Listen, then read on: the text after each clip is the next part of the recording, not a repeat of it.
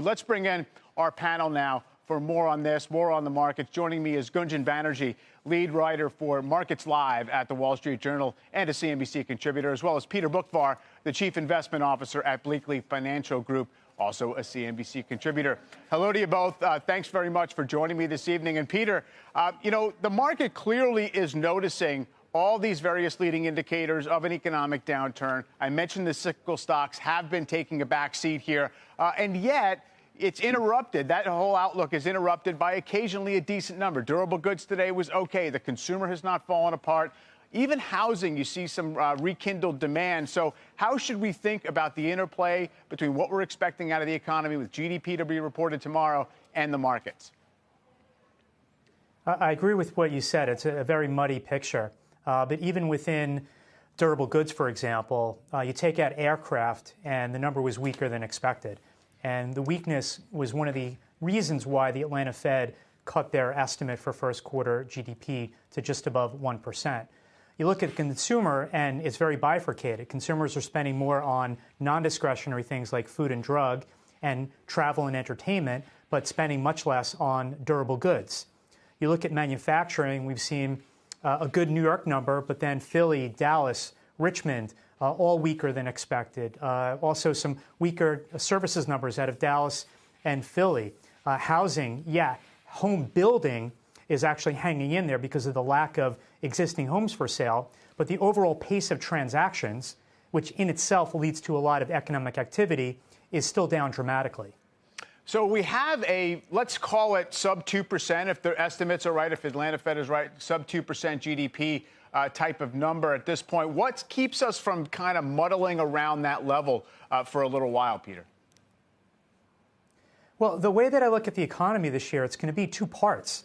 And I think what split it in half was the Silicon Valley Bank collapse and what that's going to mean for bank lending. So you had an economy in January, in February, and the first couple of weeks in March that's going to say one thing. I want to hear what's happened since mid-March and into April, because I think that there is an obvious slowdown that's going to come after what went on with those banks and what it's going to mean for bank lending in general. So that's not necessarily captured in Q1 GDP. We're going to have to wait till Q2 GDP to really start feeling the impact and seeing the result of that. And Gunjan, obviously the market has certainly incorporated some of this into the worldview. You see regional banks have been a bad laggard. In fact, they're barely up off their lows, even if they were slightly positive today. At the same time, that investors are still finding the ability to take some shelter in the biggest growth stocks. So I guess the question is how long that tension can continue. That's right, Mike. I mean, I think the stakes going into this earnings season for some of the biggest tech stocks couldn't have been higher, especially after the terrible, terrible year they had in 2022 and how much they've soared to kick off this year. I mean, it's really pretty remarkable how much some of these growth stocks have rallied. And what we're seeing is that investors are breathing a sigh of relief when it comes to some of these stocks. Microsoft, for example, just recorded its best post-earnings move since 2015, which is pretty wild. But that's true. The big question now is, can they lead the market higher, especially since all these other corners of the market are flashing recession signals, including, First Republic, some of those regional banks, and especially since valuations in a lot of these stocks have expanded this year. I think a lot of investors are scratching their heads and saying, hey, how much can they keep leading the market higher after an already banner year they've had?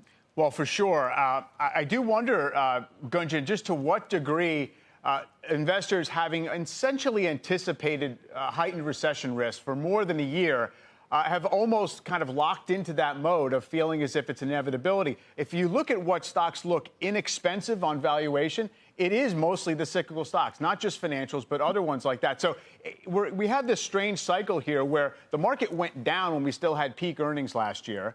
And the Fed was starting to raise interest rates, whereas usually stocks can continue to climb as the Fed hikes. So it's just very difficult to figure out if, in fact, this is the moment when those recession fears are all of a sudden going to be confirmed. So I think the First Republic news this week really did bring that front and center once again, where I think a lot of investors thought, hey, maybe the banking crisis won't be as bad as we initially feared. Maybe, that was contained to March and we're kind of past the brunt of it. And this was a reminder that we are not. And this is still going to keep rippling through markets. We still don't know how it's going to impact lending. And we still have these regional banks that are so not out of the woods yet. But I will point out that I think there's just a ton of mixed signals out there in markets where on the one hand, you have transportation stocks tumbling. Those are flashing a recession sign. Trucking indicators are flashing red. But then when you look at the high yield bond market, for example, people are still holding on to some of the riskiest corporate debt out there. I think spreads have barely budged this year. And in fact, they've come down from their highs in March when Silicon Valley Bank initially collapsed. So I think there's just a number of mixed signals across the bond market and the stock market right now for investors to kind of wade through the next few weeks.